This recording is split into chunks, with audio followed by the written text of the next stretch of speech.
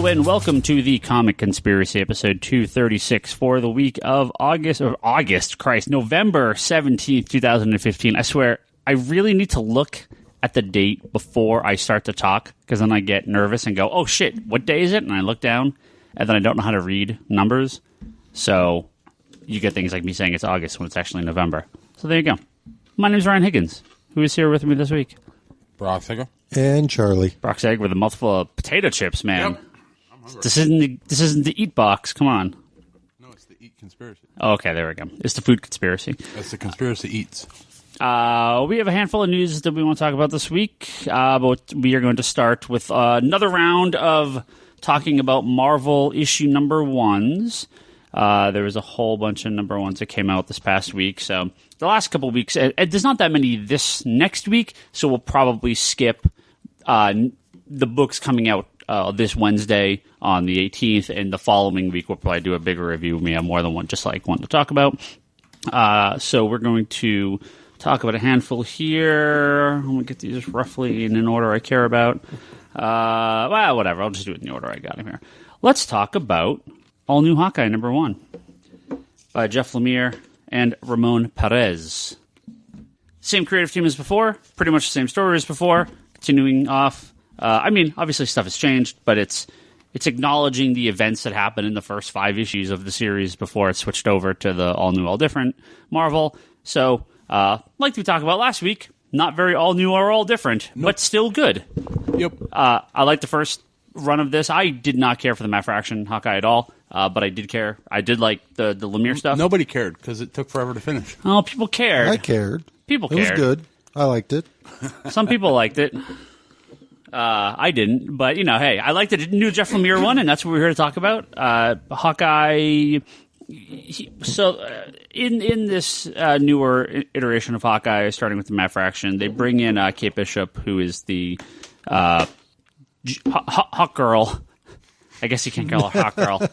Hawkeye Girl from Young Avengers, and then she's also now just Hawkeye, I should say. There's 2 Hawkeyes, and it's been their adventures kind of as a bickering duo, not a romantic relationship, more like a kind of father-daughter relationship. So I really like the way they do the flashbacks, or I guess in this case the flash forwards.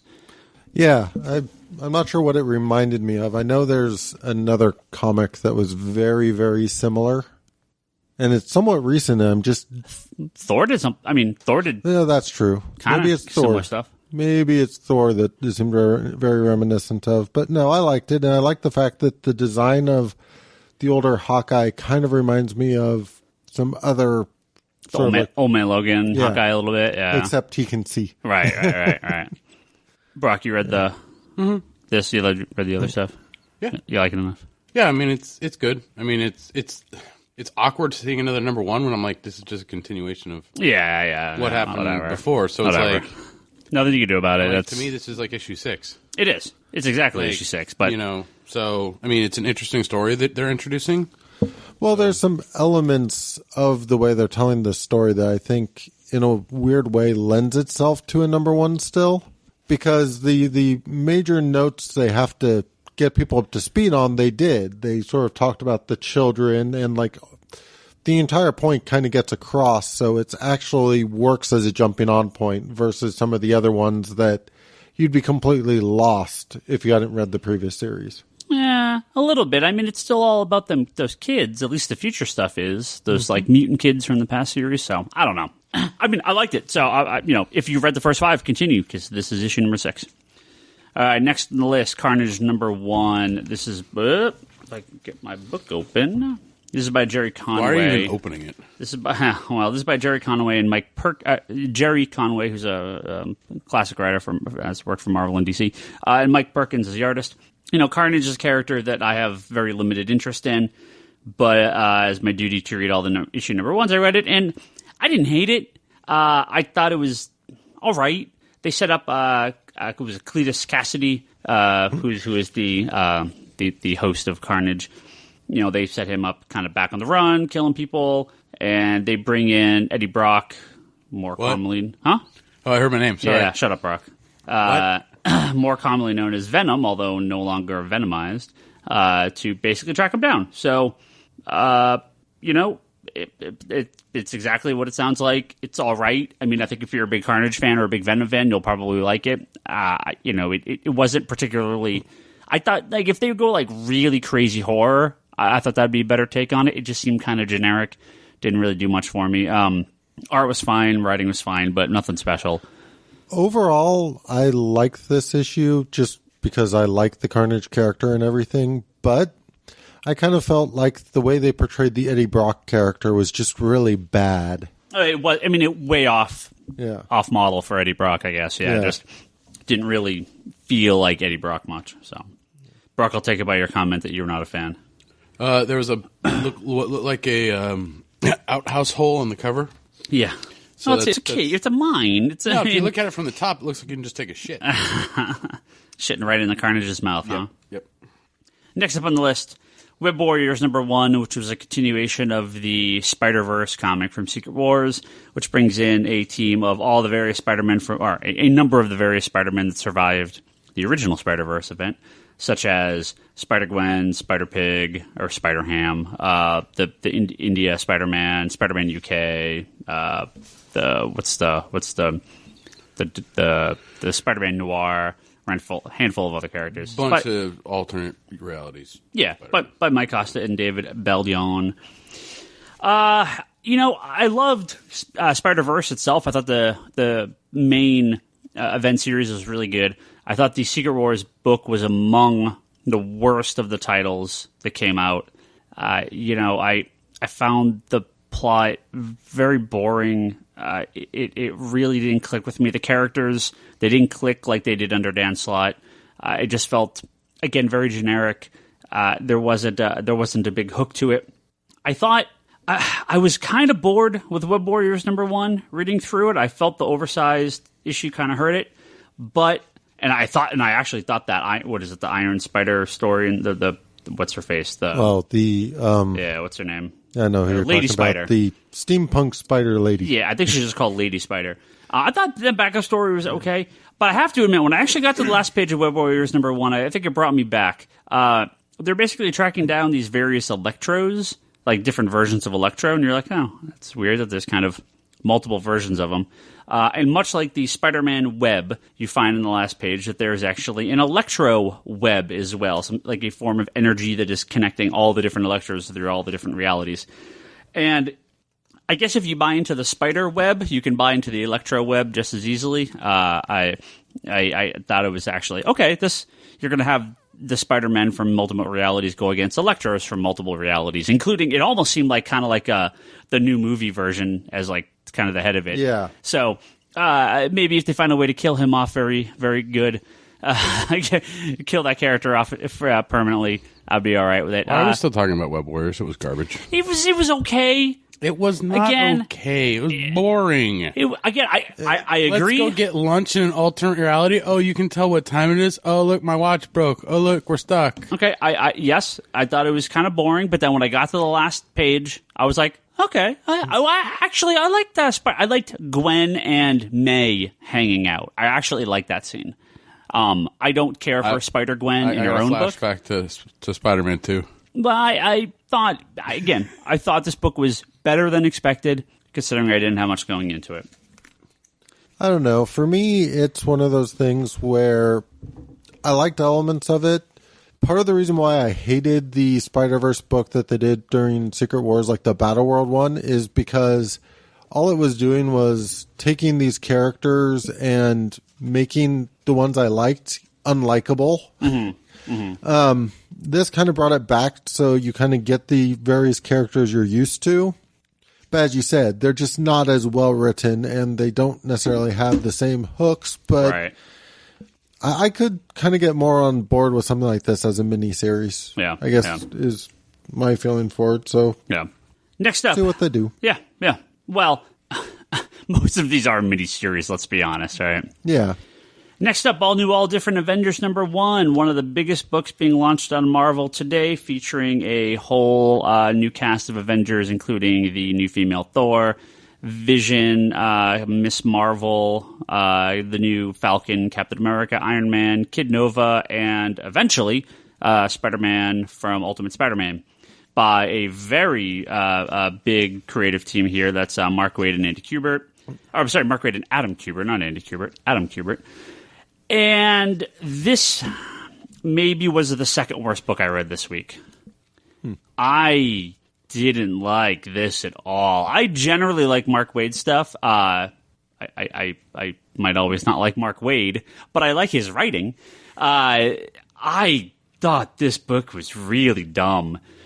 So there's a backup of Miss Marvel and Nova, which is just trash. I mean, whatever. It's stupid. Just dumb teenage romance crap going back and forth of, will you, won't you, whatever. Okay, that doesn't matter. I really hate Falcon Captain America. I think that's just the end of it. He's written so poorly in every book that he's in. I dislike everything that they use this character in. And I like the Falcon. The thing is I think the problem is it's it's that people have held the mantle have held the shield before, have replaced Cap before. We had Nomad did it for a little while. Yeah. We had Bucky do it for a little while. Even that one weird ass. What was that one guy that went crazy afterwards? D-Man. Or D-Man did. Like we've had characters that have taken up the mantle. Yeah. But they've taken up Cap's mantle. Right. It's not. This is saying, oh yeah, Falcon's the new Captain America, but he's not taking up the mantle. They're just calling him the new Captain America. But he's not Cap, and he's also not Falcon. No. And I don't like. I mean, I really hate the position they put him in the main Captain America book, and they continue that in this, where they set up a thing where it's like, oh, is Falcon going to take a picture with the black girl or the white girl? It's like. It was buy Girl Scout cookies from one or the other. Right. And it was like I'm fine with that type of stuff in comics. But it comes out really fucking hokey. Well, the thing cheesy. is it's really forced. It is from him. And it is. And the thing doesn't work. It wasn't it wasn't a natural progression for him to become Cap. It was a forced progression for him to become Cap. Whereas Bucky, it was a natural progression. Right. Where Nomad, all of these other ones were. I feel the stories worked better. What's hilarious about this Avengers book is it's an Avengers book and there's no Avengers team. Well, this is about the formation of the team. It's standard fare in these days to kind of bring together a smaller group and then expand it out, and then you have a new Avengers team. But there's not even really a core to this team. Well, it's in theory it's Iron Man and Cap, but Iron Man and Cap and Ultimate Spider-Man at this point. And that's why they introduced the two-character backup at the back. Is it's sort of like a nod of these two are coming too. Yeah. So there's Toby. And if you hate the Marvel movie stuff getting brought into the comics, then this is not the issue for you, because they're repairing the Avengers Mansion, which now looks exactly like Tony Stark's, the mansion from the movie, the skyscraper, and the Chitauri in some form are kind of the main villain of the book. So,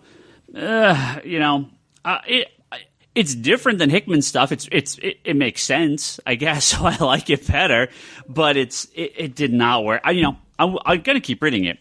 I don't know if you guys also saw the entirely unfortunate cover that Marvel decided to promote this week for the new issue of Avengers, which is going to come out. It's issue 5 or 6. I can't remember what issue number it is. It has the whole group kind of standing back as they're kicking Miss Marvel off the team on the cover, which, if you are familiar with, the cultural events happening in the United States over the course of the last few days after the horrible attacks in France and the feelings on Muslim people in America, which is ridiculous, then you could see why them kicking Miss Marvel off the team on the cover of a comic may be the wrong cover to publish on a comic these days, but we shall see. I don't know what they're going to do, if they're going to keep that comic coming out, or keep that cover up, I should say, but I can't imagine they will. Maybe they'll switch it. Maybe they won't. I don't know. Moving on. We got three books here that I think are some of the more extremes of the week. And we're going to start with All New Wolverine #1 by Tom Taylor and David Lopez and David Navarro, 2 artists there. So Wolverine has not been a good seller for us here at the store in a long time. I sold more copies of All New Wolverine #1 by 12/30 than I had of Wolverine and Wolverines in the entirety of this year. So clearly this is a hit comparatively because nobody gave two fucks about the Wolverine comic for a while. I actually really like this issue. Tom Taylor is a good writer. I've liked a lot of his stuff for DC. And X-23, I don't care about her. Wolverine, I don't care about Wolverine. Here's a cool issue. I like this. They're setting up her as a new Wolverine, and she's basically going around tracking down the other clones of herself, because there's a bunch of clones of her out there. So, is this... is this an ongoing story material? Who knows? I mean, it'll be a good 6-issue story arc. They'll wrap it up. They'll move on to something else. But at least for a first issue, I like it. I like the art. The art's very clean. It fits the character. Again, you have a good splat. You have a good last page. That's hard to do, or you don't see too many comics that do it well. Or good, second to last page. Good kind of shock ending. I liked it. I liked it way more than I thought it was going to be. I expected that I would not like it at all. I liked it in general. There were aspects of it I really, really enjoyed. There is one part that bothered me, though, and I don't know if I'm just blocking out stuff, because on the surface this doesn't bother me until I started to think about it. Okay. In general, there were a lot of scenes where somebody tries to pick up and transport Logan Wolverine, and he's always fucking heavy because of the metal. Yeah, yeah. So the idea of Angel just being able to pick her up... But he's done that in the all new X-Men stuff. Yeah. I don't know why it finally dawned on me. Maybe it was because she was in the Wolverine costume, but I'm like, she should be really fucking heavy. Yeah. He should not just be like, slow her fall, totally okay with. Yeah. But just go from standing on the ground to just easily be able to pick her up and transport her from one place to another. It just seems wrong to me now. Yeah.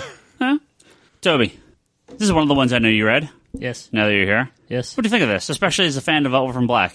Yeah, you actually just nailed it right there. I thought it was kind of funny because it felt very Orphan Blackish, making me going, huh? I always liked X-23, so I was curious about this. I'll keep reading. I'm kind of... It's a #1. It's a Marvel #1, right? It's hard to call the series by the first issue these days. Right. Yeah. And my comments aside, I did like the issue. It's just once that got into my head, I was like, fuck. Wow.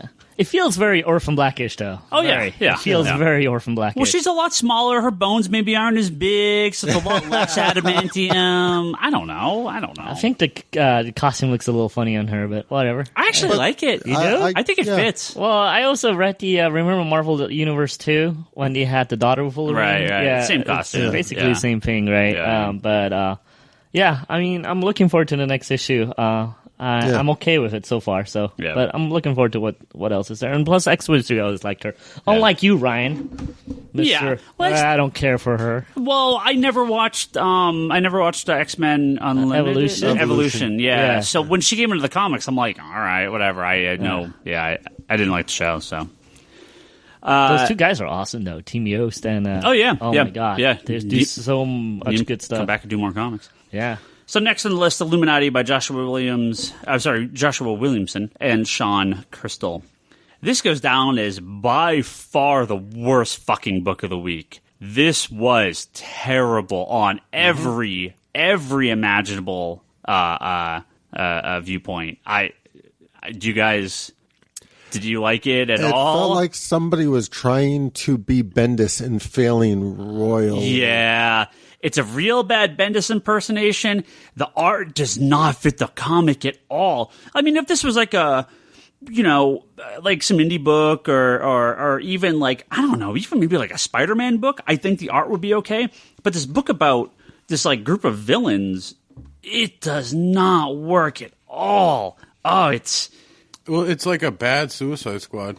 No, I mean, not right. Instead of bad guys being taken to do good things and being led by somebody who's technically kind of good, this is a bad guy getting bad guys to do bad things, and like even so So you start with the Hood, who so I wasn't even clear on that aspect of it. I almost kind of felt like it was more along the lines of a bad guy putting together a group of other ex-bad guys to do things a different way. Yeah, he's trying to form like a Legion of Doom or something like that. Well, but even then, it didn't seem like we're going to just protect ourselves from the other heroes. It was, I don't know. No. I haven't put my finger on it yet, but it didn't feel like it was if I get together this group of villains, I'll be able to do this. It almost seemed like they're going to keep their hands clean, but organize something on another side. So yeah, I don't know. I thought this was absolute trash. I mean, it was DOA to begin with, so I mean, it's a book about the Hood. I mean, it's not going to last, but I thought it was terrible. And then we get to Ultimates #1 by Al Ewing and Kenneth Rocafort, which, from the title alone, I was expecting to hate. So I wasn't expecting this to be the stupidest book. It's got Blue Marvel, that classic. It's got America.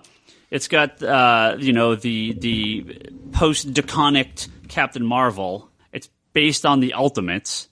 I went in expecting this to be. I mean, I almost didn't read it. I almost was just like, oh, fuck this. I'm not even going to read it.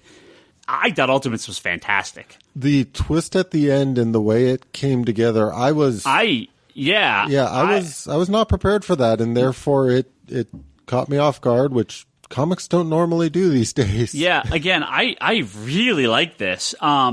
So it's, it's very kind of that Warren Ellis, Grant Morrison-ish kind of very super science.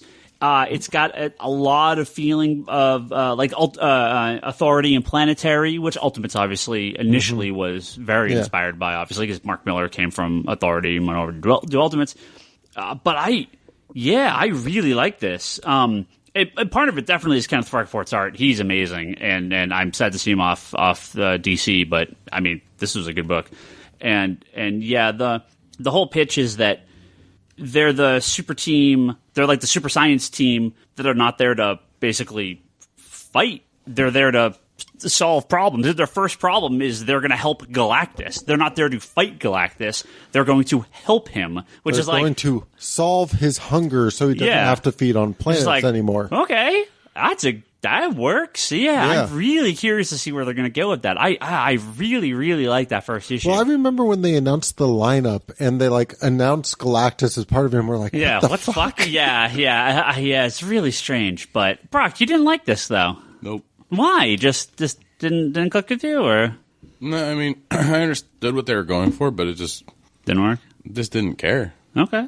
It had a lot of big words in it. It was trying to be all scientific-y. Oh, here's the thing. A lot of people try to do that Ellis/Morrison thing, and it usually never works. And Al Ewing was one of those guys, before all this started, where I was like, dude, I mean, this guy's not ready for prime time. You're giving him 5 titles. There's no reason.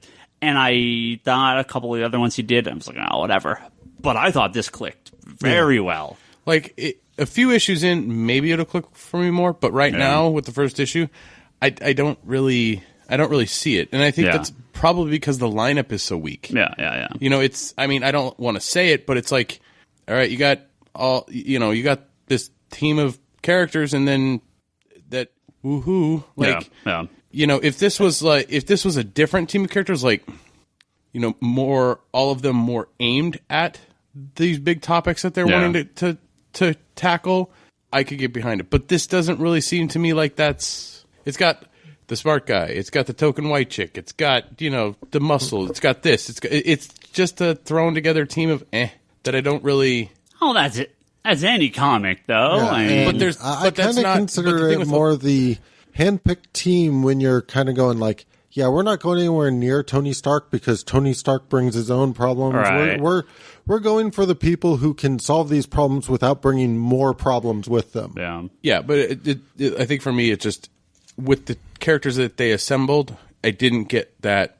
It didn't give me that full Planetary or that full Authority feel. Now, well, of course, it's not going to be the exact same thing, but it had that style. It had that style to it, but again, I think if the lineup was a bit different, there'd be more interest. But right now, I'm like, we'll see. Well, we'll see. So that's it for the Spectrum is Miss Marvel, right? Yeah, from back in the day, the West Coast Avengers stuff, right? Yep. She said like 12 I'm flipping through. The art is phenomenal in this. And, Cancer Rocafort's amazing. Yeah, and he's a local boy too. Yeah. He lives here in the Bay. Unlike you, I really, really like Miss America. So I will definitely check this book out. Plus, it's Rocafort. This is the first time I'm actually looking at Captain Marvel for the first time. Yeah. In a legit way, because I never cared for her. So I'm actually kind of curious about this big time. Yeah. And I actually really like the team. It looks cool. Yeah, I like the book. I mean, Blue Marvel. Blue Marvel? Who's that guy? The guy in the middle of like the lightning bolt powers. He looks like a slash between Black Lightning and Mr. Terrific. Right. Yeah. It's just, Blue Marvel's like a whatever character, but he was fine in the issue. So whatever characters, if you write them well, they're not whatever characters anymore. Sure. Yeah. So I'll actually. Do we have more of these? I want to pick this up. Yeah. Got a stack behind you on the floor. Right, sweet. I couldn't find it. So we get an email that I want to read, which is about some of our talk from last week's episode. This comes from Keith. He says, I love listening to you guys every week talk about comics, but why are you guys so negative towards Marvel? I just hear Bryce laughing right now as I say that. Bryce should be here next week, so maybe he'll have a rebuttal. In episode 235, Ryan and Brock were just bashing the crap out of Marvel for basically having 18 of the top 20 comics in October. Wouldn't it benefit your store more to promote and pump up all comic books? Yeah, the crap ones will get canceled, but won't being more positive about Marvel help you? It almost sounds like you're jealous. I know you're not, but it just feels like it may come off that way. That Marvel is killing it in sales, but DC isn't. I've barely heard any talk about the Dark Side of War or Batman other than it kicks ass. Want to talk more in depth about them instead of saying they kick ass. Now let's bash Marvel and tell you they can't sustain the sales. It just seems you would rather bash Marvel than talk about all the great comics coming out. I may be in the minority here, but talking about the comics and how great they are is better than listening to constant bashing. A loyal listener, Keith. Keith, thank you for listening. Thank you for writing in. I wanted to address this on the air because I feel like I get comments like this all the time, and I feel like I have to reply to this on a regular basis, but I'll do it again because... Just be honest, dude. You just really, really don't like Marvel. I found it funny because in our conversation last week, a lot of the end of it was, man, I really want to like more of these things, but... And that's usually how these things end. So... At least for myself, I come from this from a few different perspectives. There's the store owner, and then there's me, the person. When you're in the store here, I'm never going to be like, that book you're buying sucks, don't buy it. I would never say that to anyone. If a good regular customer that I've known forever and ever talks to me and says, hey, what do you think of this? And I'm like, dude, don't. It's no good. But here's something I think you'll like better. And that doesn't mean Marvel or DC. I mean anything, right? On the podcast... while yes, I am promoting the store heavily on the podcast, this also is just our personal opinions. This is not necessarily Ryan Higgins' comics conspiracy saying Illuminati sucks. This is Ryan Higgins, the reader, saying Illuminati sucks. Yeah, you should come in on a Sunday when Charlie's working because he'll sell you a bunch of omnibuses instead of single issues. Yeah. So, when it I sold a shitload of Secret Wars comics, and Ryan Higgins, the store owner, loved that. Ryan Higgins, the reader, is done with Secret Wars. 70 was terrible. I didn't even read Thor's. I didn't read Infinity Gauntlet. I just don't even care. I am so over it. I don't know if it's been just that long since 6 came out, or if I didn't read 6, but jumping into 7, I'm like, what? I don't remember a lot of it. Yeah, I had no clue what was going on in 7. It felt like it came from nowhere. Like I'm like, all right, I guess everyone's attacking Doom now? When did that happen? So I think it's not fair to say that, we can't have an opinion on here. I mean, you wouldn't trust me if I'm like, every book is good, buy every comic. I mean, that's not real, right? So, well, the thing is as a store owner, you want people to buy things that they're interested in, but also keep coming back to buy those things that they would be interested in. The ones that come in on a regular basis, you have a better relationship with them, so you can be more honest with them. Well, even from a personal standpoint. I got a few comments from people saying like, hey, I wish I had the comment here. I did get a comment from a guy who said, I barely bought any comics. But I went in and bought Vision #1 because of how positive you guys are talking about it. And the store owner was like, yeah, Vision, that's such a great book. You're cool. because you bought comic book cred. You got comic cred, right? And I'm like, and he's like, that you got because of you guys. So we talk very positively about Marvel books sometimes. When it comes to things like sales charts and the business end of it, I've been very critical about Marvel the entire time I've worked at the store, because when you're on this side of the counter, we see things that the readers don't even care about, right? The fact of the matter is, I'm selling 2 to 3 times a lot of the copies of the hip hop variant covers than I am of the regular covers. That's not sustainable. That's a one-time deal. Yep. So when I sell 30 copies of a comic and 30 copies of the variant and 5 copies of the regular cover, I know I'm only going to sell 5 copies of issue number 2. Those sales are fake, and that's why good on Marvel for having 18 out of 20. I said it last week. Congratulations to Marvel. You fucking deserve it. Marvel. And I actually ran sales number for this year. The very first time since I bought the store and confirmed, because I checked every year going back to when we installed the point of sale system, that Marvel is beating DC at this store. There's no doubt about it. DC is getting their asses fucking whipped. And Dark Knight's not going to help, with some news we'll talk about later in the episode. DC is fucking floundering left and right. Sales are worse than before New 52 started at this point, not just here, but nationally. DC's in a world of fucking hurt. But they have a couple books that are awesome. And I will, once Darkseid War is over, I will absolutely have a huge conversation about it. But we're like mid-event. There's not a lot to really say about it right now. So I feel, and again, I'll let you guys have your say here in a second, but I really try to talk about the books here that I recommend. Do not buy Illuminati, but buy Ultimates. I feel that, out of the book of the 8 or 9 books that we talked about, there's like 2 or 3 that I would really recommend. And I mean, if you're a huge fan of the Hood, check out Illuminati. Don't listen to me. You're going to read it anyway. But for that guy who was never, ever going to pick up Vision and did, that's why we have these talks, and we don't review on here as much as Charlie does, like an Infinite Long Box. We normally talk more news stuff. So when I do talk reviews, when we talk about comics like all these Marvel number ones, I'm really trying to, we don't do this as often. There'll be many episodes where we don't review anything. I guess my perspective on a lot of this stuff is Justice League has been a consistently good book all along. It's Jeff Johns. Yes, Darkseid War deserves a more in-depth talk about on here, but at the same time, it doesn't really catch you off guard. Right. The expectation is it's going to be good. People have been following the Justice League book, go into that book with the expectation this is going to be good. When something catches you off guard, when it exceeds your expectations, that's typically the stuff that we feel very, very compelled to talk about. Mm-hmm. And right now with like the Marvel number ones, yes, with all the attention they're getting and giving these new ones a shot, there's going to be a lot of titles where like, I was really hoping this was going to be better. And then there's other titles where we're going to be like, holy shit, you should totally check out this book. Yeah. And again, at the end of the day, like I've said in multiple episodes prior to this, no one's reading every Marvel comic these days. It just doesn't happen. People read a handful. Charlie. Well, we may read a lot of them, but the average customer isn't buying them all. The average customer is buying a couple comics a week, right? Or even a month. So, well, that's the thing is nobody's buying all the Marvel books, so people are being selective about what they want. Right. And so it's do you want them to come in and get those few things that they're going to want?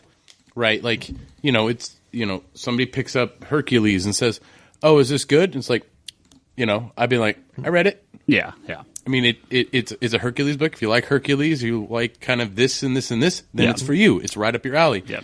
Not like, again, on the podcast, Hercules fucking sucked. Right? Well, I mean, if you have a natural inclination. A lot of people who come in that ask me, like, what books are you enjoying? Or, like, somebody brings up a Hercules book.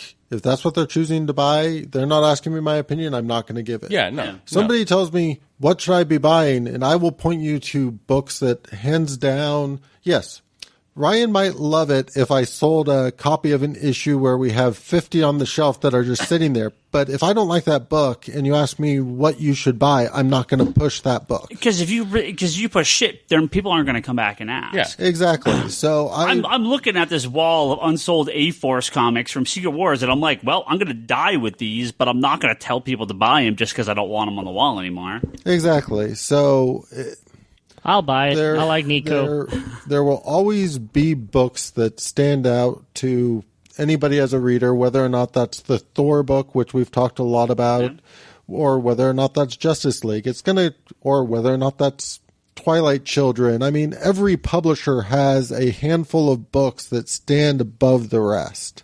And I think, at least when it comes to, Marvel and DC, which I admit I'm not reading nearly as much indie stuff as I used to.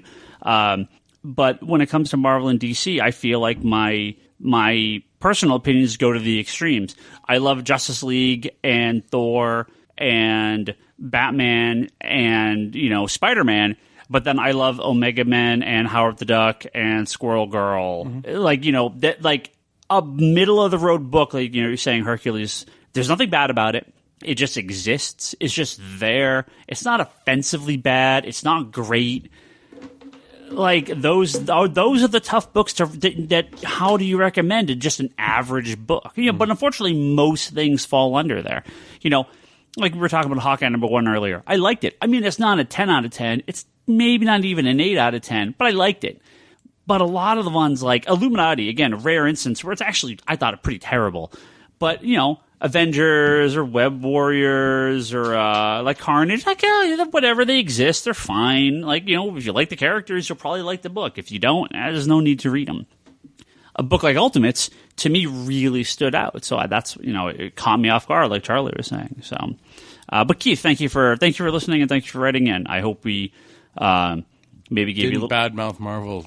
Give a little context of why we do. And, I could troll ass Bryce is going to come on and be like, "You're going to bash Marvel," and let's be real here as well. And Bryce will cop to this. Bryce plays it up a bit in the podcast. And when we get into the big Marvel versus DC conversations, of course, I'm also playing it up a bit. But I would rather recommend a book that's good, and I would rather tell the people listening to this podcast if I don't care about something. Again, I'm not saying you're an idiot if you buy Illuminati. I wouldn't buy it, but buy whatever you like. And if you love it, awesome. Tell people you like it because you have a different opinion than me, and that's totally fine. Short of buying a Mark Millar comic, I'm never going to give anyone shit for anything. And then even that, I don't give people shit for buying Mark Millar comics. Sure you do. You just do it on Twitter. Oh, on Twitter, yeah. I'll give people shit about Mark Millar when his stupid-ass comments about this garbage Huck book he's writing for was it Beyonce he wants to play Huck? I don't even... So, what? He wants Beyonce to play Huck? He wants Beyonce to be in the movie or some garbage? I don't even know who he wants in this stupid-ass movie. And he wrote it because of how mad Man of Steel made him. Fuck you, Mark Millar. You're an idiot. Anyway, I don't normally do that except for Mark Millar. Everything else is perfectly fine. So, yeah, that's all I got. And, I mean, the way I look at it is there are times somebody will come in and say, I really liked X book. What else can you suggest? Sure. Most of the time, we are capable of recognizing books that aren't necessarily for us, but are in the same vein as something else. Right. If you care about spoilers, you probably don't want to listen to the next part of this conversation because Marvel decided to try to boost their sales on one of their upcoming titles by announcing that a major character from the Marvel Universe will be killed off in the first issue of Squadron Supreme. If you don't want to know who that is or hear us make fun of it, skip about 5 minutes. Anyone in this podcast actually care? No, you can spoil it. Come on, bring it on. Toby, do you care? No. To show just how badass the Squadron Supreme is, Marvel, along with writer James Robinson, is showing that Hyperion, the Superman kind of clone, is a badass, and he does that by killing Namor the Submariner. Oh. Didn't he just come back from the dead? Namor. Does he rip his wings off his ankles before he kills him? I don't know. It looks like he heat visions him in the head or something. I don't, clearly, whatever. Namor will be back. And the fact that it's not Black Panther killing him kind of ruins that entire 5 years of stories because they've been having their back and forth maybe Black forever. Panther and Hyperion are going to be buddies now. They might. Like a Squadron Supreme Ultimates crossover. Whatever. He'll be back in a year or two. The funny thing about killing Namor is not only is he generally directly related to Fantastic Four, but he's also a mutant. So maybe double reason to kill him. Maybe he'll get some of that fish oil. Yeah. Plus, the Namor rights are in limbo, aren't they? Aren't people fighting for it still? I actually did some research about this. The last I saw is that no Universal gave up the rights back in 2011 because they did have the rights. They had it for a decade, basically. But there's still they have to, it's probably like the Hulk deal, though, right? Yeah, where they have the distribution no matter what, right? Even if another studio does the movie, right? Yeah. So possible that I remember seeing someone research and put like a giant chart up, and Namor wasn't like this weird little dot outside of the giant bubble. Oh, really? Things. Yeah. Huh, it was like okay. this. Yeah. So who knows? Does anyone care? Well, right. I mean, obviously, Marvel's trying to bump up their Squadron Supreme #1 orders because this hits, I think just pre-FOC. So, but speaking of Namor, if they release those epic collections with the John Byrne issues, man, I'll be all over those. Those are so good. Yeah. Did we actually talk about the Dark Knight 3, the massive Dark Knight 3 spoiler? Did we spoiler? No. Yeah, DC came out and talked about this. Did we mention anything about this? No. I don't even know what we're talking about. Dark Knight 3, which a comic we're going to be talking about here and again in a second. They decided to run like the last page on like comic book resources, and then at that point everyone else picked up about it. But I somehow like completely missed this. This was from October 29th, so just like a couple weeks ago. Well, if you didn't get a postcard, yeah. No, I did not get. I did not get a postcard. I still think you're the only person that got that postcard. I must be. I never saw another one. Yeah, I never saw another. So either Marvel's really fucking with you. Yeah, I don't know. It's really bizarre. Or you have a really funny friend. Well, no, or we have a mole. Yeah, no. No, I did hear from one other retailer, friend Travis, down for Current Comics, Salinas. They actually got it too. Oh, okay. Yeah. Right. But it may be just like West Coast. I was going to say, otherwise it'd be really, really weird. Yeah. Maybe all the other stores saw Secret Wars stuff. They're done. They tossed it. They're like, I don't even care. The Dark Knight 3 spoiler is the reveal is that Bruce Wayne is dead and that Carrie Kelly is Batman. So that's that big person with the giant schlong that you keep mentioning is actually Carrie Kelly. No, that's Superman. That's Superman. Oh, wait, that would Superman is. Bruce Wayne is dead. Bruce Wayne is dead. Batman is now. Carrie Kelly is now Batman. She took up the mantle. Oh, yeah. Yeah. It should be hard for her to be Superman, I guess. Yeah. Well, she could get a thing to put down there. So whatever, I guess. I mean, that book's coming out pretty soon. DC, I can't. I wonder if, man, I have the worst memory. I can't remember if I talked about this. That doesn't make any sense though. But because it's not a woman. Okay. It's not Batman anymore. Well, whatever. Just wait till the comic comes out. DC's playing some dirty fucking pool with Dark Knight on the retailer end. So when they do FOC, which is the final order cutoff, that's when we can adjust our orders. What do we really call it? Fuck. Basically, you order an issue #1, and then you have generally, 6 days to sell it. The following Monday, you have to do an order adjustment on the following issue. That is if the book is shipping monthly. If it's shipping bi-weekly, you're basically, there's an issue in limbo in between. But DC, doesn't ship anything like this except for the weekly titles, right? This happens to Marvel on a bunch of the #2s from the new books, but it's usually you can figure out what's going on. Dark Knight 3 #1 was on FOC, I think, 6 weeks prior to shipping, which I don't know why. I would assume that's against some sort of terms of service or something. I don't know, because then issue #2 was on FOC well before issue #1 even shipped, and FOC for #3 is going to, even though it's not coming out till like December, end of December, and 2 is not coming out till January. So like we're adjusting our orders on these way earlier than we should be, and I don't know why, and that's really uncool of DC to be doing. Besides that, there was an interview today from on Newsarama from with Frank Miller, in which he talks about Brian Azzarello's Dark Knight 3. He's quoted as saying, "I thoroughly applaud what Brian's doing, but now that he's doing his, it's now a 4-part series." Miller told Newsarama on Monday, "I'm doing the 4th." Yeah. Frank Miller's not writing Dark Knight 3. His name's on the book, but he has nothing to do with it.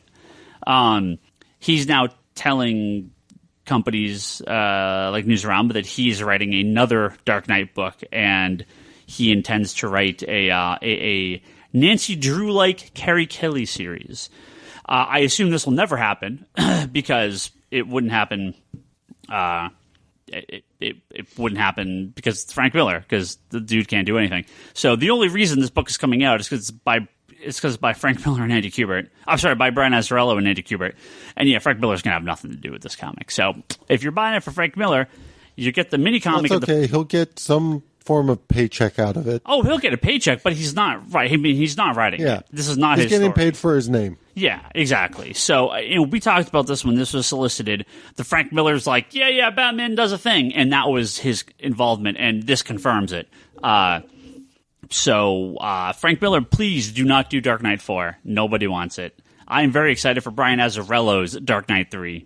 I have no interest in Frank Miller's Dark Knight 4. I'm actually now even more excited than I was prior, because I want to see this. Because it can't be worse than what he's done prior. And finally, a little bit of news. DC Comics approved a Gerard Way writer writing a Becky Cloonan drawn Doom Patrol comic. And unfortunately, Gerard Way could not work on the comic, so they had to cancel it. They had the first issue cover art done for it and everything, but it got canceled, so no one even heard of this. A lot of people probably wish they hadn't even said anything, because I know a lot of people would be very excited for that comic, which means now we're going to get a fucking Scott Lobdell written Doom Patrol comic, and yeah, there you go. We got all sorts of questions here. You got a ton of questions here. We're going to read a few of these. We're going to read a few of these right now. It's from Mitchell. Hey, Mitch. He asks, what are the upcoming shows from Marvel Television, Legion, and Hellfire about? I've been talking a lot. Charlie, you want to jump in on this? Me having no time to watch them. So I will answer this. Legion is about Legion. That's Professor X's kid, who had a really terrible comic written about him fairly recently by Cy Spurrier. That's Bryce's favorite his writer. favorite comic. It's about a kid with gigantic hair that has too much power. Yeah, that's kind of like psychic. I mean, we have no idea what the show is going to be. I'm assuming it's gonna not be about the character hardly at all. Hellfire is, again, in a very loose fashion, about the Hellfire Club, which was where the White Queen, or the White Queen and Black Queen, and what's the guy's name? Just watch First Class again. Yeah. If you saw X-Men First Class, that's the Hellfire Club. So is Gideon in that? Isn't Gideon the Hellfire Club? I don't know. Who cares? I be honest, both of them sound really kind of silly to me. Why they would spend money and time to do these is kind of beyond me. But who knows? Yeah, no, sure. Really cool. We know nothing about it except for that they announced 2 of them. Right, and that's about it. Right, there's nothing. Yeah, but that's too many right now. Well, Thursdays have become my day to watch all my TV shows, and I'm behind now. How can you even get it all done on a Thursday at this point, though? Starts in the morning, it ends at night. I try to marathon as much as I can during the course of the day. I mean, I watch stuff as the week goes on. Have you been watching S.H.I.E.L.D.? No, not yet. I'm 1 week behind right now. I really, really dig into this season. It did get... Yeah. S.H.I.E.L.D. finally had one of those moments where I'm like, holy shit, I didn't see that coming. Yeah. So now I'm really interested. A good episode, you mean? What we were talking about, exceeding expectations and all that, yeah. It had an episode that felt like a Joss Whedon show to me. Oh, great. Oh, you're saying the wrong things, Charlie. You gotta say it was really gothic. Is it like I honestly do not care if Ryan likes it or not. You should say it's like gothic and, Goth Claire is on the show all of a sudden for no reason. She replaced like a couple of characters. It's like Twin Peaks mixed with The Simpsons. Oh, shit. I'm in. Okay. Yeah, no, I have to give that show props because I dissed it so much in the previous seasons. Yeah. I really awesome. digging this season right Yeah. now. No, I'm excited. It's the only show. Well, is that the only show that I'm? I mean, I fell back on it. So it's the show. I'm trying to keep up with all the superhero stuff. Yeah. And That's right the one now, you can't fit into a Thursday because I was right. Yeah, iZombie has slipped a couple episodes, but I can burn I through stopped that. iZombie since the I beginning. loved iZombie. Watch the real stuff, which is Veronica Might Mars. be one episode behind on iZombie. I think I'm like also. only 2 or 3. I lost track of Gotham though, big time. Yeah. Yeah, I have to do one of those Thursdays when I catch up on all the Gothams, but that's the only one. I keep a lot. I keep track of a lot of other TV shows. Also, Thursday's my day off, Charlie, so I have the whole day. Yeah, he has the entire day. I know, but It's not. it's a lot of fucking shows at this point. It is a lot of shows. Yeah, it is a lot. And you don't even watch the other shows I watch. I watch other shows, though. No, Charlie. Watch other stuff. Oh, yeah. That's because I had to put my foot down and stop watching. Question here from Chris. He says, will you guys check out the Batman TMNT comic coming out? Yes, I can't wait. Yes. Yeah, sure.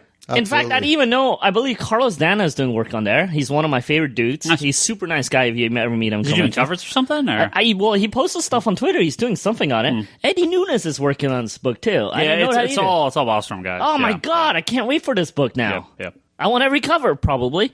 I'm not saying yes yet, but dude, I mean, those two guys alone, and anytime those two guys are on a book, I'm in, because they're just fantastic dudes. Their art is fantastic. If you ever get a free sketch from either of those two dudes, I mean, Carlos will just draw the craziest free sketch for you because he can't stop drawing. He's one of those guys that will just, and if you get a commission, you get your full money's worth. He's Nice. just, and both of the guys are the coolest dudes you could ever meet. Super nice dudes. I know a lot of the Wallstrom guys work on the media properties. Yeah, so they video did a lot games of the and stuff. video games and stuff like that. Yeah. Yeah, but I wonder if they're pushing them to other stuff, because there was a handful of things like the Supernatural comic and a lot of that licensed stuff. I didn't know this till BlizzCon last weekend, where apparently Warcraft dropped their license from, or either they pulled their license from DC or DC dropped their license. I don't know what the specifics was, but they no longer are doing any of the Warcraft stuff or Blizzard stuff through DC. Well, it's been a long time since any of that came out. They had a graphic novel last year. They had one for Mr. Pandaria. So does that free out my boys to do some real comics? Well, that's what I'm wondering. If That'd be maybe, cool. Well, you've seen they've done the Star Trek Green Lantern, and now the Batman TMNT. So that's all DC and IDW. Yeah. So I wonder if there's you may see more of those companies. Oh, okay. The Legion, Doctor Who. Anytime Eddie Nunes gets to get to be on a regular book or call us down, Or the I'm Legion, all for it. the Legion Star Trek. I mean, I'm sorry. Yeah. So yeah, there's a yeah. I wonder if the Wildstorm guys are going to be working on those more, which would be cool. Well, anytime we get to see those guys in comics, it's going to be a good thing. Yep, yeah. It's from Cam. The first question is, what's your favorite indie title of the past 10 or 15 years? That's a broad, 10 or 15 years. broad-ass question. That's a long time. You should say last year. I mean, last couple years, 10 or 15 years, yeah, shit, I don't even, jeez. Whatever my answer would be, it would end up being wrong because of how long that time period. I know which is Ryan's favorite indie book of all time. That just that? came out in the last, year. What's that? It's called, it's a number one. And he just recently canceled it. He won't be ordering for the story more. It's Grumpy Cat number one. Grumpy Cat. You tricked me, Toby. I thought you were going to buy issue 2 as well. No, I'm only buying number one for a gag gift for my friend who actually likes Grumpy Cat. Yeah. And he has no clue that this even exists, so it'll be a total gag gift. God, when people ask favorite comics, my mind always blanks. I like Giant Days, even though I barely read all of it yet. I just read the first couple issues. I don't really dig it. But the trade just came out, and I'm like half tempted to just pick up the trade also. Yeah. Yeah, I'm digging that one. I mean, any kind of it's hard to pick. I mean, Descender by Dustin. Any of the recent Brubaker stuff has been great. Whether it's Fatal or Fade Out. I'm way back on Saga and Walking Dead, but those two are good titles. I mean, I really liked everything I've read of those. I need a Thursday for comics now, not just for TV shows. I need a day off for comic reading. I mean, I talk about it occasionally, and I've talked about it actually more fairly recently, but Knights at the Dinner Table, always one of my favorite comics. That really they surprised need me. some freaking phone books for that. They do. Though. I've talked to them about it. They won't do it. I've asked. Why? Don't know. There's 53 issue trade paperbacks, or like almost 60 at this point. What's the point? There's no point to that. It's stupid. Yeah, I mean. God, I mean, I'm sure there's tons of them from 10 or 15 years ago that I don't remember anymore. Well, that's why it's too long, especially when you say I didn't favorite. Yeah, it's hard to pick just one. Well, here's a question we can all answer. He continues, says, what do you guys think of the new Batgirl comics? I love it, but many hate it. I don't hate it. I just don't like it. So it does nothing for me. For me, it's just I think I would have more of an open mind if they had launched this with like the new 52, but it's too jarring a departure for me. Yeah, very much so. So I kind of feel like I might be more open to it in a couple years down the road if I revisit it, but right now I preferred the old, so I kind of don't look at it. Yeah, I've only read the Nightwing crossover issue or the Grayson crossover issue. Yeah. I actually surprisingly kind of liked it. It reminds me a little bit of Mary Jane Loves Spider-Man. Yeah. Which was one of my favorite books. I mean, I really still dig that book. So I may actually go back and read some of the Batgirl stuff. It is very different. I don't mind different. I mean, I still wish Barbara, no offense to Barbara, obviously. I still wish she was in a wheelchair. Yeah. But, I'll take this manga-ish, kind of more indie-ish, kind of more maybe girl-friendly-ish book. And, I haven't given it a chance yet. So I actually kind of will probably pick up a trade from the beginning and read some of it at least. Yeah, it was just for me, like I said, just doesn't click with me. Gail was a perfect fit to bring the new 52 Barbara in play. So, love. Ever since she left, it feels like the show has ended on that. Yeah. So I think that's why it gets a lot of hate that it probably doesn't deserve, but it is what it is. Yeah. Let me get back to my questions so I can ask another one. It's from Steve. He says Colin Farrell is supposedly up for Constantine in Justice League Dark, or whatever they're going to call that movie. Is that a character that only British people should play, like James Bond? Yes, absolutely yes. No, they should just get Matt Ryan and saying it's an alternative universe. That'd be fine too. I'd be fine with that. Only British people, or at least people that can do good British accents, because that's the character. There's a great conversation between Leonardo and Cam and myself on here. Wait, you don't think Colin Farrell could do the Brit? He's Bullseye, right?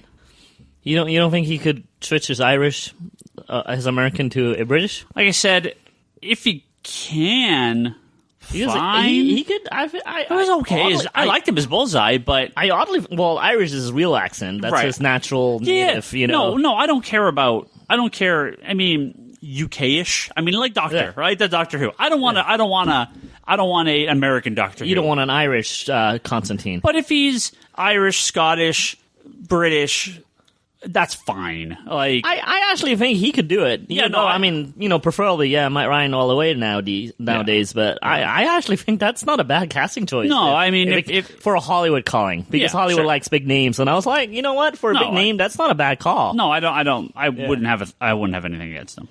There's a conversation here between Leonardo and a few other people here. They ask if the shop has gotten the latest issue of Wizard magazine in yet. This has become a running joke, and I actually totally didn't remember this. Apparently, the last issue of Wizard magazine on the cover is Ryan Reynolds' Green Lantern announcement. Really? So I kind of missed the magazine. I didn't like it when it switched that size because I kind of departure what the original Wizard was. Yeah.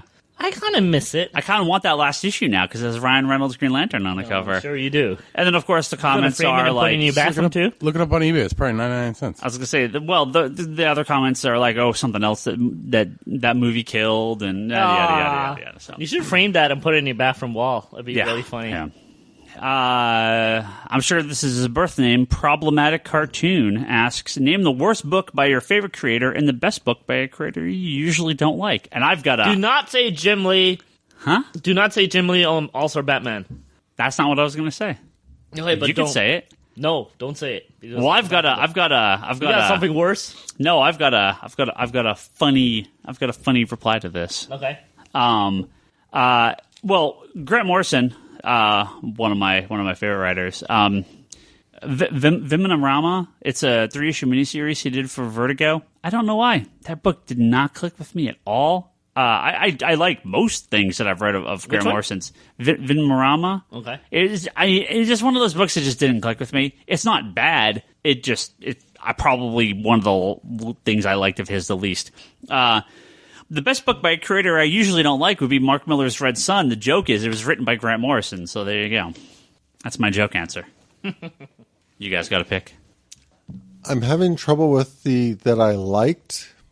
Yeah, so it's creators that you like, but a book that you didn't like, right? Well, that's the question, or that's the pick? Here's the thing. A lot of creators that I like have a moment where they turn. Yeah. As in, like, the End X-Men books with Chris Claremont. Oof. Those were, like, huge expectations that just felt super horrible. Like Jeff Loeb when he first went over to Marvel with Ultimates 3, same kind of thing. I liked him, and then I read that book, and I'm like, holy shit. That is bad. What about something that someone you don't normally like, but a book of theirs that you do like? I'm curious if I can come up with one, just because there are creators that have evolved over time to a point where I did start liking them, but they've already kind of moved over to the like category by now.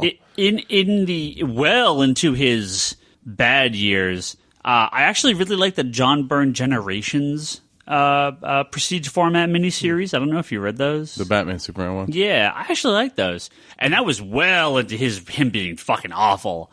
But I like those. So that'd be another one of kind of a flip. Charlie's answer is very true. Yeah, it's hard. Usually it's not like... To me, Jeff Johns, Grant Morrison, and I'll call like Neil Gaiman probably in that same list, are like... It is very rare to find a creator where I think their work is nearly flawless. Or you have something that you like and then they kind of just fade, right? Well, that's the more common. I was a huge, and I think I just brought it up last week. I think I was a really, really huge Bendis fan during his heyday early in Marvel during his Ultimate Spider-Man run, and when he was writing all that Ultimate stuff. Huge fan. I just loved his stuff. Then he wrote.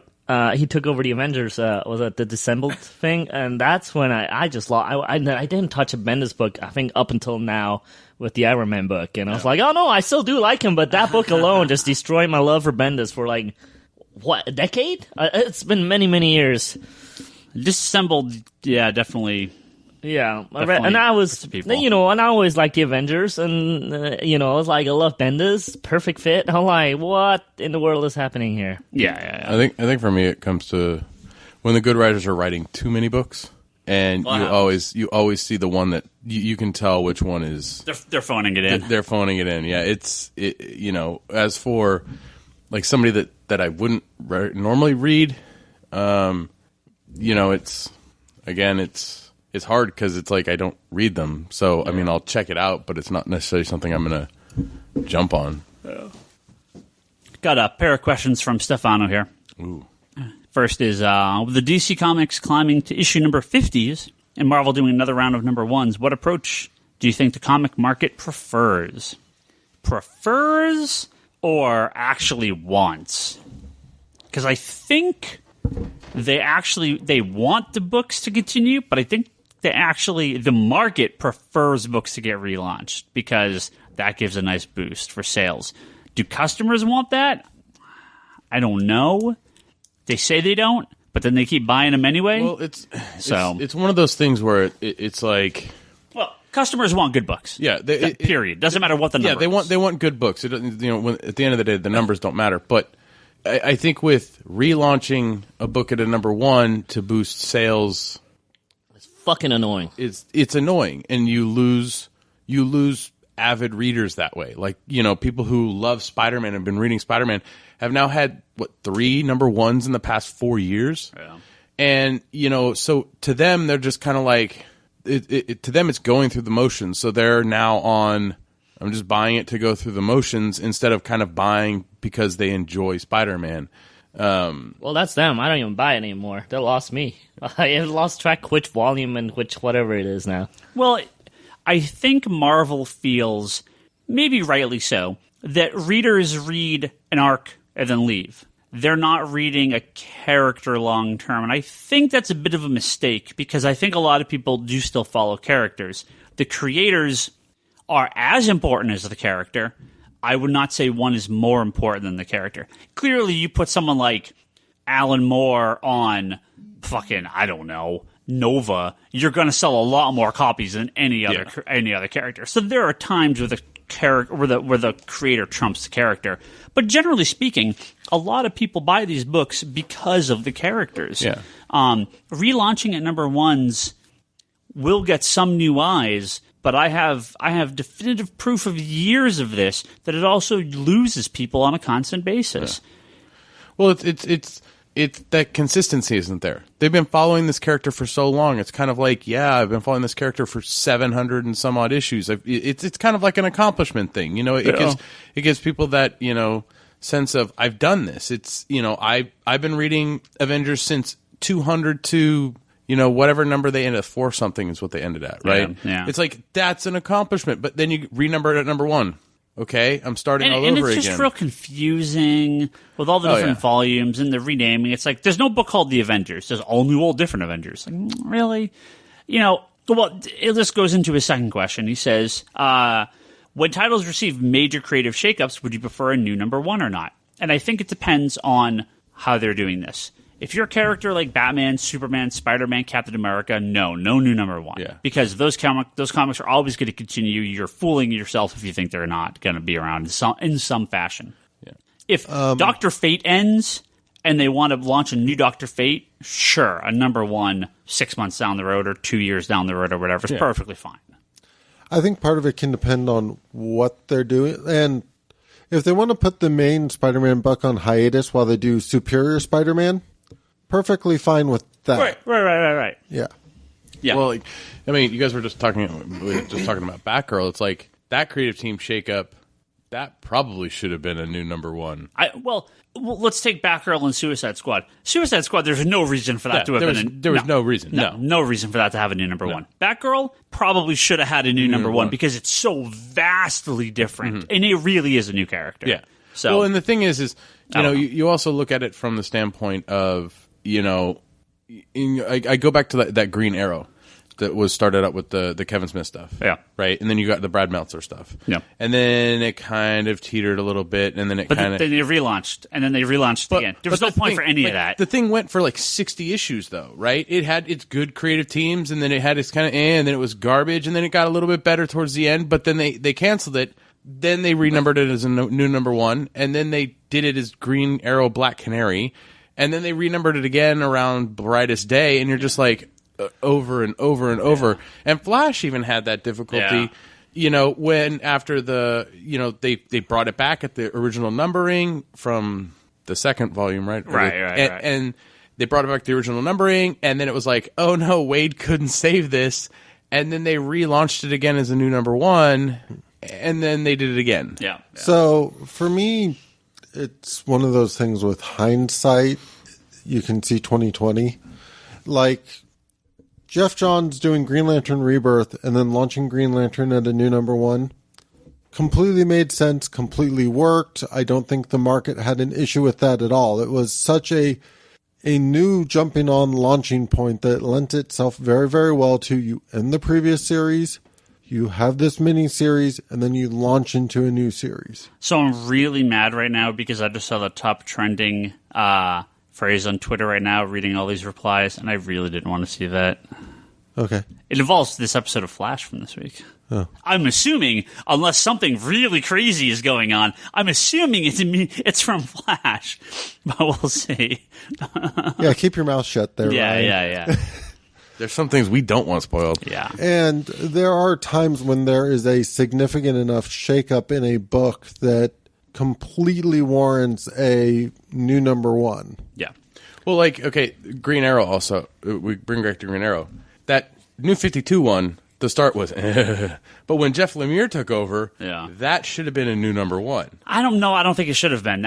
But the thing is look-wise and feel-wise for the book. But I'm totally okay. No, it's one of those ones where that I can understand as being an on-the-fence kind of deal. But like Batgirl, where it's a completely different shift in look, in design, in writing, in all that needs a new number one. See, for like the Lemire thing, I disagree with you in terms of it needing a new number one. But yes, it needed a very good definitive, like, the new arc of Green Arrow starts here. It could have been first issue of Jeff Lemire's Green Arrow. Or, not only that, it could have been trade paperback volume 1. That I'd accept. Yeah. So, because they did that with Batgirl. Yeah. Well, one of the things I'm loving about a lot of the collections coming out nowadays is you do get the volume 1, 2, 3, but they kind of specifically say the Lemire run volume 1. And like, for me, hands down, trade paperbacks categorized like that, I love them. Oh no, when you get that's where you kind of see the quality really comes through, and I think that's where like DC excels is you can get a lot of these quality stories still. They're not out of print. They still pump them out. They still redo them. Whereas Marvel sits back, and it's hard to get those ones that we would talk about and say, hey, you need to read this, because they take them out of print so quickly. No, my issue actually is in the short term. I don't like a lot of the collections. It's the ones that after it's been going for a while and they do a new issuing of like the Jeff Johns, Wally West Flash stuff. Like those collections tend to be more identifiable and better collections in a way than the original trades, because they don't really get marketed that way. They don't really stand up on a bookshelf to people who don't necessarily identify it that way. So a lot of these collections you see coming out that are identified by long-standing story arc or long-standing creative teams and that kind of stuff, I really like. Yeah. All right, got 2 quick questions here. One is a reference to something I was talking about earlier on Twitter, and I will reply and the expand on thing? here. Huh? The what? The trending thing? No. Okay, no. good. It's from Brad on Twitter. He says, are you going to talk about Double Take comics? Like you tweeted, I got all 10 of their issue number 1s at Comixology. I still have 6 to go. Can't do it. And these are free as well. So Brock already saw this stuff. A little backstory here. A couple months ago, a comic publisher appeared out of nowhere called Double Take Comics, run by Bill Jemas, former president of Marvel Comics. I don't know what that president was. He president? You have Google He wasn't front of he you. wasn't he wasn't CEO. I think he was president. Somebody involved with Marvel. Bill Jemas was around during the creation of the Ultimate Universe and the relaunch and Joe Quesada taking over as EIC and all that stuff. So Bill Jemas was a complete asshole, and everyone hated him. And he eventually, after a couple of years, he left Marvel. And to the best of my knowledge, no one ever heard of him again. At least not in the comic industry. They didn't. But now you're taking a double take. Well, so I remember this getting announced, and then I've seen him in previews, and I'm like, well, this looks like absolute trash, and I never did anything about it. But we got sent 2 months of all their comics for free, which means I'm sure they want us to promote these books or talk about them. So I'm going to talk about them. Now, if you release a shitty comic and you're just a dude, and you're just doing your own thing, God bless you. You know, you're trying. I'm never going to say your things. I may not read it. I may not buy it, but you're a better man than I am. Good for you. You are doing your thing. You are trying. All right. Most people, oh, I could write Superman. No, you fucking can't. You know, go write your shitty independent comic and be, you know, awesome. Totally more power to you. If you're a major company and you put out comics that look like this, you deserve everything that you get coming to you. So this is actually owned by Take-Two Interactive. Somehow Bill Jemas got the rights to the Night of the Living Dead, like, expanded universe, and somehow got Take-Two Interactive to create a comic book company called Double Take in order for them to expand this as 10 ongoing comic books from launch that take place within the Night of the Living Dead universe. They are as bad as the titles are dull. The titles are Medic, Honor, Dedication. These are the titles of the comic books. Soul, Slab, Spring, Home, Rise, Remote, and the copyright infringing Z-Men. These books are really fucking terrible. Really fucking terrible. Like, if anyone knows, I don't know, Charlie, you may have this, or you may remember.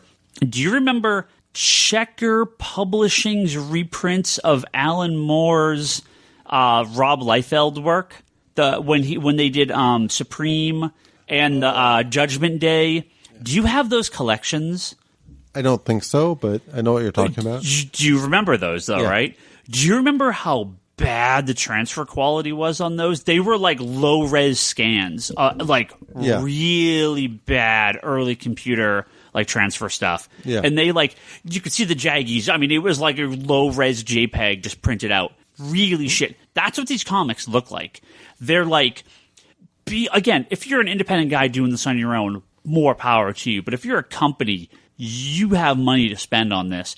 It is the most amateurish, just poorly figured, just even just the word balloons are laid out wrong. The covers are all interesting, I guess. They're a bunch of half naked chicks and the zombie thing. So I mean, you get a little bit of that crossed kind of cover on a few of them. So honestly, the covers are what people are buying, but the interiors are so bad. And the writing is so bad. I don't know who they scam. I don't know if this is a tax write-off. I don't know if one of these gets made into a movie, they make every penny back and more. It's intern work. It's students. It's something. So if you're a comic store and you carry these, do you sell these? Do people buy them? I've sold a couple copies because people have special ordered them, and they're buying them for the cover. We sell Grim Fairy Tales. Well, we don't anymore. I haven't ordered Grim Fairy Tales. We did for a while. The guy that orders Grim Fairy Tales, same guy ordering some of these covers. Yeah, right? Exactly. I've heard people legitimately say that the Zenoscope stuff is decent, and this is not. It is the most amateurish. Who wrote us in? That wrote the tweet. His name's Brad. Brad, I feel sorry he got through 4. Yeah. Brock, you saw some of these when we were. Yeah, we were flipping through the previews, and I was like, "What the fuck?" There were no backgrounds in the books. It was weird word balloons. Yeah, too? Weird word balloons.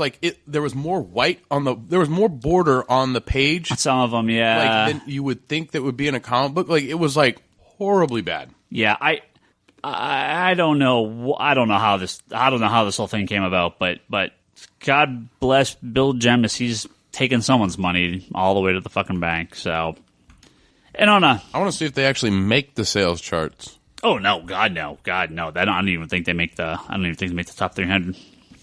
And then to round us out here, related to what we were just talking about, everyone loves zombies. Talon asks, "Zombie Horde versus the podcast crew at the store." Wait, what? What's the question? Go. What? Sorry. We're recording the podcast right now. Okay. And the zombie horde attacks. Who lives? Who dies? Who survives? I live. See you guys. You live? Hell yeah, I live. How you getting out of here? You can't open that back door. I'm stealing your car, and then I'm going to I got my keys right here, baby. How you getting my car? I don't care. I'm going to take them. Zombies are coming through the window right now. Toby, you're the closest to the window. Toby can't open the back door. Toby's dead first. Why can't I open the back door? Because I have to open it multiple times. The back door's a little tricky. No, I've opened it multiple times. Everybody knows the back door. First of all, I'm taking your car. I'm driving all the way to your house. I'm going to kick your girlfriend out, and I'm going to have my little surrounding of a little lake, and Does my wife get to stay? Or? No. Well, yeah, I said girlfriend, so I didn't know that he still had a wife too. I guess I kick her out also, and and then all the zombies have to go through the rich people before they get to the place I'm at. And they'll definitely. They'll let them get through San Jose, but once they get to the hills, they'll stop them, right? Yeah. All the rich people will stop it, or they get eaten, and then I can rummage through all the rich people's houses, so that's all good too. And if I die, I have at least a nice view. Okay, but you have to realize the zombie horde is coming to the front door, and you're the closest to the window, Toby. So bye-bye. No, that's what you think. No, I'm actually just Charlie's like, I'm gonna just step on him. Charlie just pushes us all towards them.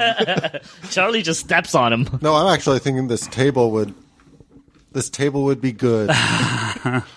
Fuck all y'all. I'm running in the back and throwing lawn boxes at you. Throw these things at them. Oh, but Brock, how many zombies are coming? Literally, the horde. The whole horde? Just trying to slow them down, knocking over the bookshelves to slow them down. But Brock, you smoke. You'll go 5 minutes and be like, shit, I really gotta smoke. Well, I guess I'm getting eaten by zombies. No, the one part that I think could fuck us up. If there was a zombie horde in here, I would be doing smoking and throwing you boxes. No. Unfortunately, whoever's the first person out the door in the back is probably dead. Oh, because there'll be the zombie standing out there, too. Yeah. Probably. I have to go in the back and break the ceiling open so we could get on top of the roof. All right. Well, no, what you do is you use your car keys to make noise, drawing them that way.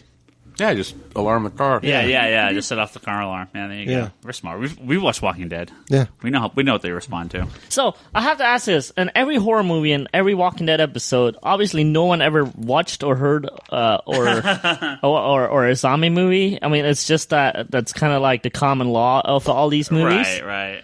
Because like every time they're like, that person is a living dead person, I'm like, zombie. Yeah. Well, Walking Dead, they always call them other stuff, right? Yeah, Every region has their own dialect. Yeah, that's fair enough. Yeah. There might be some legal thing with calling him a zombie.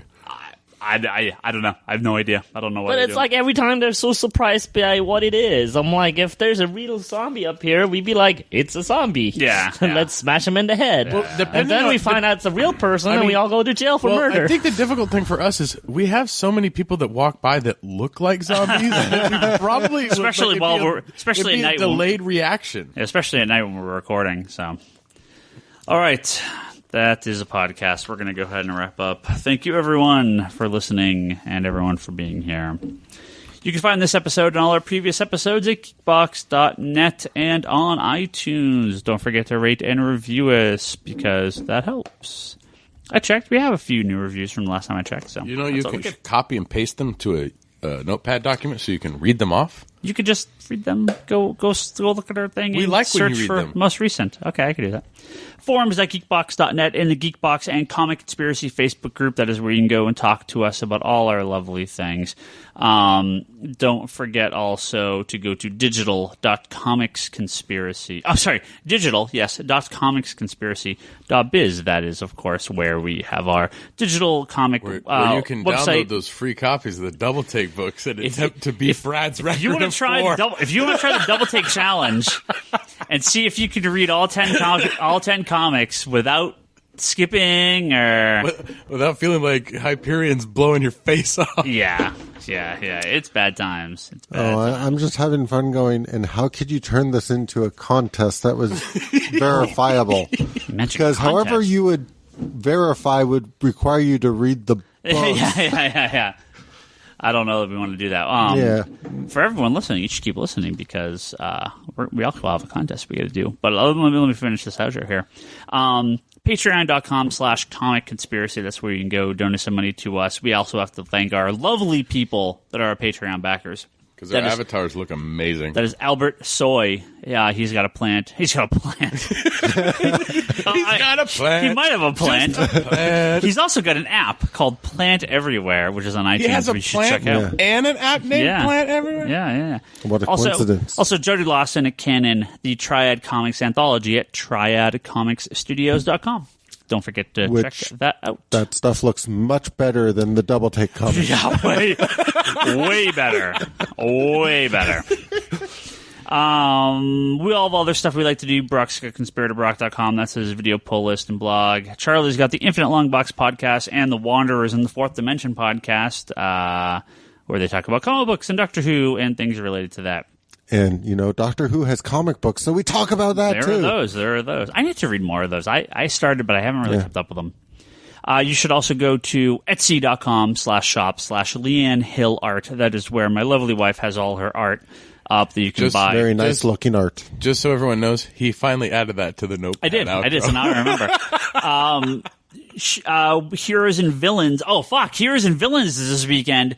Stephen Amell's con here in San Jose, where they're going to have like most of the cast of Arrow and some of the people from Flash and Agent Carter. You guys are going, right? Huh? You're good. I'm going. I got my tickets. I didn't get tickets. We'll talk about that next week, but she's going to be there as well, selling art.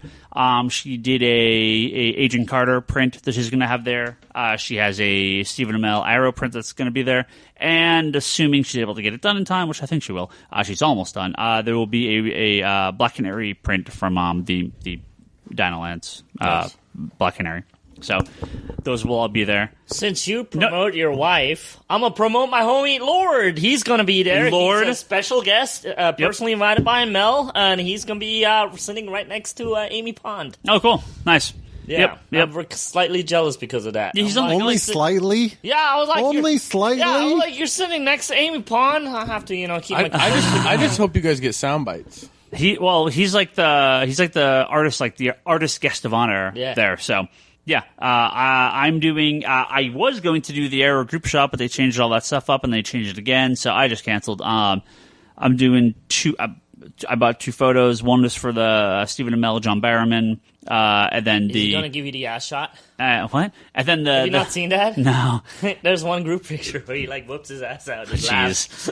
And then the 2 canaries. So one on Saturday, one on Sunday. May do Kalen from Flash. I'll see. You so want to? I do. Well, because there's not really anyone from Flash there. It's just her and Robbie Amell. So we'll see. Come on, get Robbie. Get the abs in your. Well, that's what I got. That's what I got. Just get your sound bites to plug us. That's what we'll see. They're not doing any signing from what I see, though. It's just photos. No autographs. What do you mean? There's no autograph session for any of it. Maybe they autograph. Lord is saying he's sitting next to Amy Pond while she's doing the autographs, as far as I know. He's saying he's... Oh, do they autograph, like, in between photo ops? Must be, because he's saying he's sitting in the autograph area, basically. Okay. So maybe there's not a schedule for the autographs. Maybe they're just autographing... They're just sitting there. When they're not...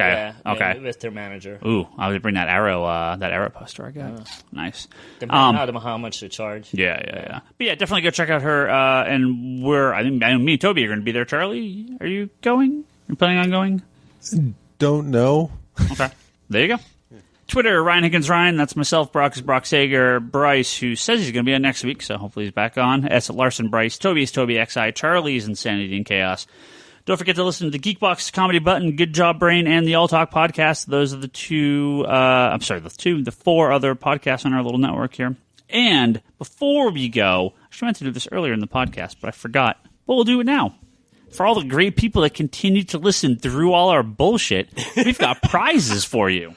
Our wonderful friend Lane has given us some stuff to give away here, and we're going to do that. These come from the Marvel, the Collector Club, the Marvel Loot Crate. Yeah. Marvel's version Marvel of Loot Crate. Yeah, it's just called Marvel. It's like I don't know. Is it just called Marvel Crate? It's their like Collector Club thing.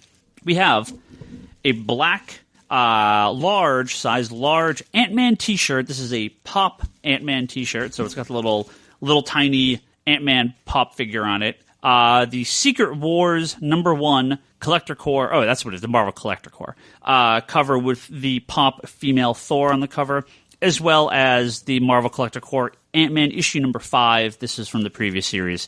We actually have 2 of the comics. So what we're going to do is one grand prize. 2 of the Ant-Man. Yeah, one grand prize will win all 3 of those items we just said, and then one other lucky person will win the Ant-Man #5 variant cover. If you want these, you need to write to our email address, which is thecomicconspiracy, spelled just like the name of the podcast, @geekbox.net. Go email that and make sure the word contest is in the subject of your email, so it gets properly put in the correct little folder, so I see it.